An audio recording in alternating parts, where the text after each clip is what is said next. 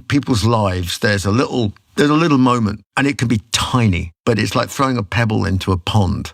You don't know where the ripples are going to go. We used to have to sing. So we have to go to church, and the head of religious teaching was this guy, the Reverend B.S. Sharp, and he was completely deaf in one ear. I think that something had blown up in the war and like blown his eardrum up. So he could only listen to you with one ear. So we went to his church, the school, we were all sitting there, and we're all singing these hymns, and he's walking up down the aisle, listening with his good ear. Like that, cocking his ear to one side. So I thought that instead of like mumbling, like everybody mumbled, when they hear, I would just yell at the top of my voice and basically take the piss. And he came up and he went, you have a very good voice, boy. And I was shocked. I was like, do I?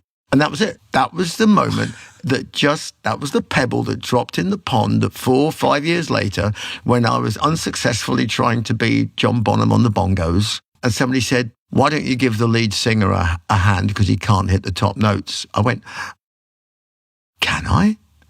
And that was it. And I opened my mouth and this noise came out and people went, oh, wow, yeah, the bass player, you're no longer the lead singer. Boom. I think that people's lives are changed not changed by big things. They're changed by small things that if they notice them and go, wow, really? And then you have to go for it. Then you have to throw yourself in the water and see if you can swim. Right.